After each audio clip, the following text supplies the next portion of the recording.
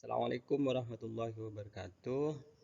Alhamdulillah hari ini kita dapat berjumpa kembali dalam mata kuliah konsep dasar dan materi IPS. Mudah-mudahan pertemuan kali ini membawa berkah dan manfaat untuk kita semua. Mengawali perkuliahan pada hari ini, kita sama-sama melafazkan basmalah. Para mahasiswa yang saya banggakan, di pertemuan kedua kali ini kita akan membahas tentang petalogi globalisasi. Pada akhir perkuliahan, saya berharap mahasiswa mampu menganalisis tentang globalisasi dalam kehidupan manusia. Ada dua yang kita akan bahas. Pertama, kita akan menganalisis tentang sebelum adanya globalisasi dan era globalisasi dalam kehidupan manusia. Ini yang akan kita bahas pada pertemuan kali ini, sehingga pada akhirnya nanti mahasiswa mampu membedakan perkembangan sebelum adanya globalisasi dan era adanya globalisasi. Nah, ini dia yang akan kita bahas hari ini. Di mana ada yang tahu apa itu globalisasi? Ada yang tahu? Iya. Globalisasi itu kalau kita ambil secara konsep teoritis ialah proses integrasi secara global. Sehingga makna daripada globalisasi itu ialah penyatuan secara menyeluruh, secara universal yang meliputi interaksi manusia satu dengan manusia lainnya.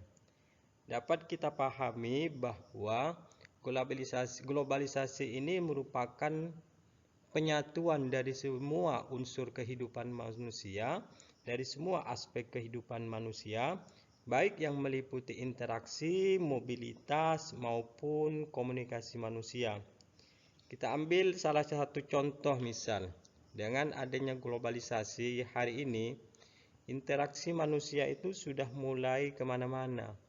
Misal, di antara kalian, interaksi kalian hari ini di kelas. Tapi di sisi lain, wujud kalian di kelas, tapi interaksinya pun juga bisa di luar kelas. Misal, kalian mampu melakukan interaksi dengan temannya yang ada di Pulau Jawa, misal. Atau dengan orang yang Anda kenal lewat media sosial seperti di Singapura ataupun di Malaysia dan negara-negara lain. Ini makna yang dimaksud di dalam adanya globalisasi itu tadi, bahwa kehidupan manusia hari ini tidak lagi berada dalam satu ruang lingkup, akan tetapi meliputi berbagai macam ruang lingkup kehidupan manusia yang dilatar belakangi dengan keinginan dan kemauan oleh manusia itu sendiri. Gimana? Paham apa itu globalisasi? Ada yang ingin ditanyakan?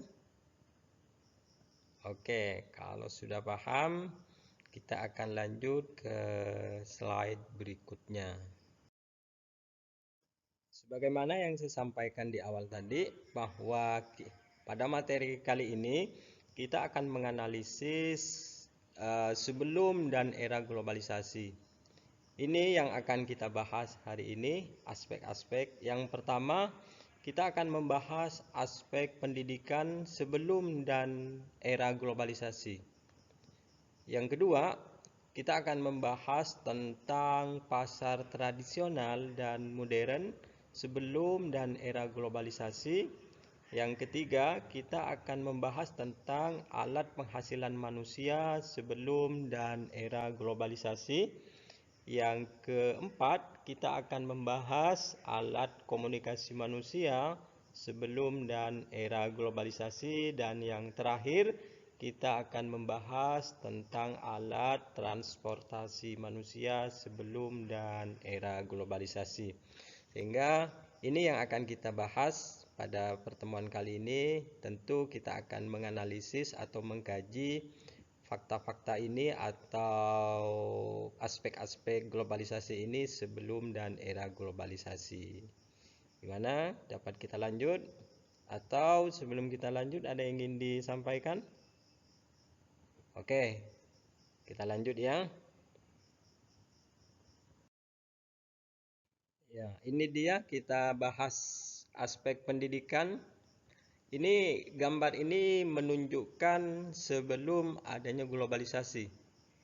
Kita tahu bahwa sebelum 90-an atau yang dikenal dengan sebelum adanya globalisasi, guru itu merupakan posisi yang memberikan sumber utama bagi peserta didik. Sehingga gambar ini menunjukkan bahwa informasi yang akan disampaikan oleh seorang guru itu sangat berarti dan sangat diperlukan oleh seorang siswa. Karena tidak ada lagi sumber yang dapat diterima secara mudah dan dipahami oleh siswa, melainkan sumber tersebut lewat daripada guru. Ini merupakan sumber utama ini sebelum adanya globalisasi. Yang kedua, di sini ada sebuah gambar buku. Coba kita lihat gambar buku tersebut. Sama posisinya ini berada di era sebelum globalisasi. Ketika kita ingin mengenal dan mengetahui tentang berbagai macam kehidupan dan informasi pengetahuan, tentu buku juga menjadi salah satu bagian utama untuk dapat diterima dan diperoleh informasi tentang berbagai macam keilmuan. Sehingga manusia pada zaman dahulu, dia tidak bisa lepas dari yang namanya buku. Ketika kita ingin pintar, ketika kita ingin menjadi orang akademisi, ketika kita ingin menjadi orang cendekiawan, ataupun seorang sarjana, kemana-mana dia akan membawa buku. Kemana-mana dia akan mencari buku. Dan buku serta guru itu merupakan sumber utama bagi kehidupan mahasiswa ataupun peserta didik ketika dia berada di bangku kuliah atau di pendidikan formal. Nah, dua gambar ini memberikan inspirasi atau kembali atau flashback kepada kehidupan jauh sebelum kita lahir, bahwa manusia ketika dia ingin memperoleh informasi, dia selalu melakukan komunikasi dan pendekatan dengan guru. Juga dia selalu banyak mengkoleksi buku ataupun sumber-sumber lain yang dapat dia terima atau dibaca. Ya, gimana? Ini gambar ini merupakan gambar sebelum globalisasi ya. Paham? Oke, kalau paham, ini analisis yang pertama sebelum globalisasi ya. Masih pada seputaran pendidikan, ini era globalisasi. Kalau tadi guru dan buku merupakan sumber informasi. Tapi di era globalisasi kali ini, guru dan buku tidak lagi menjadi sumber utama bagi kehidupan mahasiswa ataupun lembaga pendidikan. Karena kenapa? Karena di era globalisasi ini, informasi dan pengetahuan dengan mudah dapat diterima dan dimiliki oleh peserta didik. Seperti dua gambar di sini, kalau tadi guru sebagai sumber informasi, namun kali ini sumber informasi yang menjadi utama bagi peserta didik dan mahasiswa itu dapat kita temui melalui internet ataupun laptop. Dan yang kedua, di situ ada gambar Google atau mesin pencarian. Semua mahasiswa dan manusia ketika dia ingin mengetahui sesuatu, dia tidak lagi mencari guru dan buku. Akan tetapi yang dia lakukan, dia cukup membuka Google atau mesin pencarian, kemudian dia menulis apa yang dia inginkan, maka informasi yang dia butuhkan dengan seketika pula dia akan memperoleh informasi tersebut. Nah, ini analisis atau perbedaan-perbedaan tadi, di mana kalau sebelum globalisasi, pengetahuan itu hanya dapat didapat oleh peserta didik melalui guru dan buku. Namun di era globalisasi, guru dan buku itu tidak lagi menjadi sumber utama, melainkan dia sebagai sumber penunjang atau guru sebagai pembimbing, memberi motivasi dan melakukan bimbingan kepada peserta didik. Nah, informasi yang dia terima, dia banyak mengolah dan mencari informasi tersebut lewat mesin pencarian ataupun laptop, ataupun HP dan Android. Nah, pola-pola seperti ini yang dimaksud istilah pola era globalisasi. Gimana bisa membedakan mana itu era globalisasi dan sebelum era globalisasi? Oke, ada yang pertanyaan? Ada pertanyaan? Oke, paham ya? Kita lanjut ke aspek berikutnya. Berikutnya kita masuk pada aspek ekonomi ataupun pasar tradisional dan pasar modern. Ada dua gambar yang ingin saya ilustrasikan atau yang ingin saya sampaikan. Coba kita perhatikan gambar tersebut. Gambar di atas menunjukkan tentang adanya pasar tradisional. Pasar tradisional ini menunjukkan bahwa aktivitas atau transaksi perdagangan manusia yang di atas itu menunjukkan adanya sebelum adanya globalisasi. Sehingga sangat sederhana pasar tradisional atau era sebelum globalisasi. Dia cukup menyiapkan tempat dan bahan-bahan yang akan dijual. Tapi dia tidak membutuhkan tempat-tempat yang mewah seperti gambar yang ada di atas. Dia ditaruh di di lantai atau lesehan. Kemudian alat-alat atau bahan-bahan yang mereka jual merupakan bahan-bahan kebutuhan sehari-hari seperti sayur mayur, lalu kemudian di situ ada namanya ikan, dan bahan-bahan ini merupakan bahan yang harus diolah atau dibuat menjadi bahan jadi gitu. Nah, ini menunjukkan sebelum adanya era globalisasi. Nah, kita lihat dan kita analisis tentang pasar modern. Coba kita perhatikan gambar tersebut. Jauh sekali perbedaannya itu. Kalau pasar tradisional, dia cukup dengan tempat tanpa memerlukan ventilasi ataupun rak penjualan dan lain sebagainya. Namun di pasar modern coba kita perhatikan, dia sangat kompleks gitu. Apa-apa yang ada di pasar modern itu sudah dalam bentuk kemasan yang begitu rapi, begitu indah, begitu nyaman dan sesuai dengan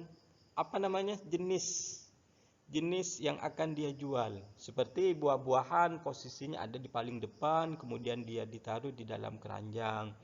Nah, seperti minuman atau makanan-makanan lain, semua ditaruh di dalam rak ataupun etalase.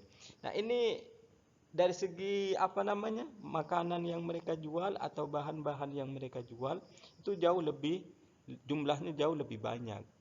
Nah, mulai dari tempatnya yang bersih, dingin, rapi, juga pelayanannya sangat baik dan sopan. Ini menunjukkan perbedaan adanya pasar tradisional dengan pasar modern. Kalau pasar tradisional itu menunjukkan sebelum globalisasi, kalau pasar modern itu menunjukkan adanya era globalisasi. Cukup jelas ya? Paham dengan adanya gambar dan apa yang saya sampaikan? Oke, ada pertanyaan? Baik, jika tidak ada, kita masuk ke materi. Gambar ini coba kita perhatikan. Kalau tadi tentang pasar tradisional, nah ini alat penghasilan manusia. Biasa ini sering terjadi di masyarakat pedesaan atau masyarakat yang memiliki sumber penghasilan di bidang pertanian dan perkebunan. Kalau gambar di atas itu menunjukkan sebelum adanya globalisasi, di mana cocok tanam atau pertanian yang mereka lakukan itu masih mengandalkan dengan tenaganya sendiri atau tenaganya manusia gitu. Seperti gambar di atas, dia untuk membawa padi atau dia harus dipikul atau dibawa dengan masing-masing. Dan dia pun bergantung dengan tenaga atau kekuatan manusia. Nah, ini perbedaan sebelum adanya globalisasi. Kalau gambar yang di bawah coba kita lihat, begitu hebatnya dan begitu canggihnya sehingga dia untuk memanen sebuah tanaman padi, dia tidak lagi menggunakan celurit ataupun bahan-bahan tradisional, tapi dia menggunakan dengan semacam teknologi canggih. Dengan sekali jalan dia langsung melibas dan menghabiskan seluruh tanaman tersebut. Tinggal Nah, ini pun langsung langsung diproses atau pemisahan dari daun, dari pohonnya dan buahnya, sehingga dia langsung dimasukkan ke karung. Nah, pandangan ini atau gambar ini menunjukkan bahwa manusia tidak lagi menjadi tenaga utama. Akan tetapi yang menjadi tenaga utama pada era globalisasi ialah alat-alat canggih atau alat-alat teknologi yang mampu memberikan kenyamanan dan kesesuaian dengan kebutuhan manusia. Nah, kalau yang di atas dia harus penuh dengan lumur, kotor, panas, lalu kemudian keringatan. Kalau yang di bawah dia dari segi waktunya cepat, lalu kemudian dari segi pendapatannya lebih banyak, dia tidak mengeluarkan begitu banyak tenaga. Kenapa? Karena dia menggunakan mesin, menggunakan teknologi, sehingga tidak perlu menggunakan sampai satu kampung misal. Seperti halnya yang ada di pedesaan, ketika dia panen padi, dia sistemnya gotong royong. Nah, kalau di era globalisasi, dia tidak lagi menggunakan sistem gotong royong. Dia cukup membawa alat canggih di mana alat tersebut mampu memanen padi dengan secara cepat begitu. Gimana? Paham? Oke, mudah-mudahan paham ya. Baik. Oke, kita lanjut ke materi. Nah, kalau yang ini alat komunikasi manusia ini. Yang di atas itu kelentungan namanya itu. Kentungan. Kentungan itu merupakan alat komunikasi manusia itu sebelum globalisasi itu. Dahulu ketika manusia melakukan komunikasi seperti adanya bencana atau musibah, dia lewat kentungan, lalu kemudian lewat alat-alat lain seperti beduk dan lain sebagainya. Ini menunjukkan bahwa kehidupan tersebut merupakan kehidupan sebelum adanya globalisasi. Sehingga alat ini terbatas jangkauannya. Jauh berapa kilo misal dia tidak mampu didengar atau tidak mampu memberikan informasi dan komunikasi. Nah, kalau yang di bawah ini merupakan alat komunikasi manusia era globalisasi. Sehingga alat ini mampu menjangkau ke berbagai macam daerah, provinsi, bahkan mancanegara.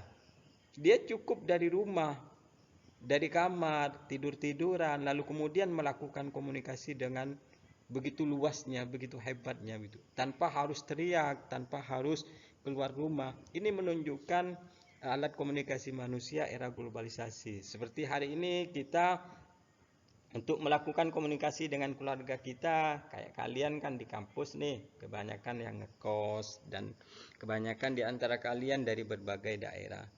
Ingin tahu keadaan orang tua atau kangen dengan orang tuanya, kalian tidak harus pulang itu. Lalu apa Pak misal?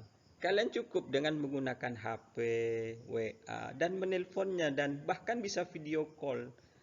Dan tampak langsung keadaan orang tuanya, mukanya, kesenangannya, kebahagiaannya. Sehingga itu dapat mengobati rasa kangen dan rindu kalian. Ini yang dimaksud di dalam bahwa alat komunikasi manusia di era globalisasi itu dia begitu canggihnya tanpa harus diikat oleh jarak dan waktu. Kapanpun, dimanapun, dan dalam keadaan apapun kita mampu melakukan komunikasi dan memberikan keadaan kepada orang-orang yang kita rindukan.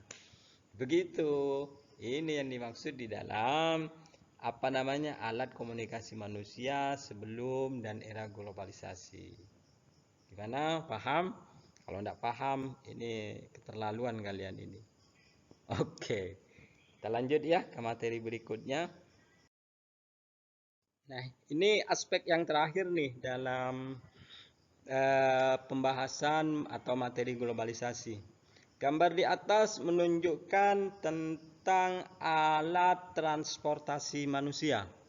Coba kita lihat itu. Di atas tuh alat transportasi manusia pada zaman apa itu? Ya, ini merupakan alat pada zaman sebelum globalisasi, di mana alat transportasi manusia dahulu itu masih bergantung dengan hewan, seperti dia menggunakan kuda. Ini dikenal dengan istilah dokar kayak ini, atau becak begitu, atau apa namanya kalau di Jawa itu.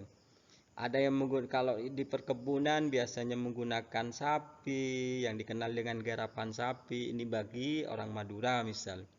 Nah, alat transportasi manusia kalau dahulu masih banyak bergantung dengan hewan. Nah, ini pun jangkauannya terbatas ini. Tidak sehebat dan tidak seluas yang ada gambar di bawah itu. Nah, seperti menggunakan alat lain seperti sepeda gunung, ataupun dia menggunakan alat-alat yang inilah serba tradisional ini. Nah, ini kehidupan manusia yang terjadi pada sebelum globalisasi. Apakah gambar di atas atau alat tradisional di atas masih ada? Ya, masih ini. Cuma ya tidak banyak orang menggunakan alat ini. Ini yang paling masih aktif dan hidup ini di Jogja, Yogyakarta, atau di pulau-pulau Jawa ini masih dilestarikan ini. Karena ini merupakan kebudayaan yang ada di keraton atau di Yogyakarta atau orang-orang Jawa gitu. Tapi di Kalimantan ini tidak ada ini. Semua sudah beralih ke alat-alat canggih gitu. Walaupun di Jawa juga semua sudah banyak gitu.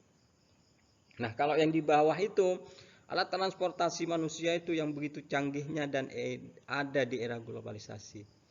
Ini kereta api cepat lah paling enggak ini. Nah, kereta api cepat ini seperti halnya yang di Bandung Jakarta itu, dia bisa dengan hitungan jam itu dan begitu cepatnya gitu. Dengan alat ini manusia bisa tidur di dalamnya. Dia cukup beli tiket, karcis, pasang badan, masuk, diam di kursi, tidur, bangun, dan sampai ke rumah. Ini merupakan alat alat transportasi manusia yang canggih ini. Nah, kalau di atas ini jangankan tidur ini, untuk duduk aja dia takut jatuh. Karena goyang gitu, panas lah, inilah. Nah, kalau yang di bawah itu atau alat modern itu, jangankan panas, untuk kena matahari aja dia tidak gitu loh. Kenapa? Karena di dalamnya penuh dengan kemewahan, ada AC, lalu kemudian tempatnya asik, lembut. Pokoknya ini merupakan contoh-contoh alat transportasi manusia yang modern. Apakah cuma ini, Pak? Ya tidak. Masih banyak, ada pesawat, ada mobil, misal Pajero Sport, Lamborghini, dan lain sebagainya. Ini merupakan perkembangan-perkembangan alat transportasi manusia di era globalisasi. Oke, paham ya? Oke, paham. Baik, mudah-mudahan paham semua. Habis deh. Ini yang kalian tunggu-tunggu ini. Baik mahasiswa, slide atau materi yang kita bahas di pertemuan kedua ini sudah selesai. Nah, tuh kalian udah bahagia semua tuh, udah mulai tertawa. Gimana? Paham ya? Oke, paham. Minggu depan akan saya tanyakan kembali sejauh mana Anda memahami materi yang saya sampaikan. Karena minggu depan kita akan membahas tentang materi atau globalisasi dalam aspek hukum, politik, pemerintahan, dan hal-hal lain, sehingga masih ada hubungannya. Begitu kira-kira yang dapat saya sampaikan untuk menutup perkuliahan hari ini. Kita sama-sama melafazkan alhamdulillah. Oke, kita ketemu minggu depan. Assalamualaikum warahmatullahi wabarakatuh.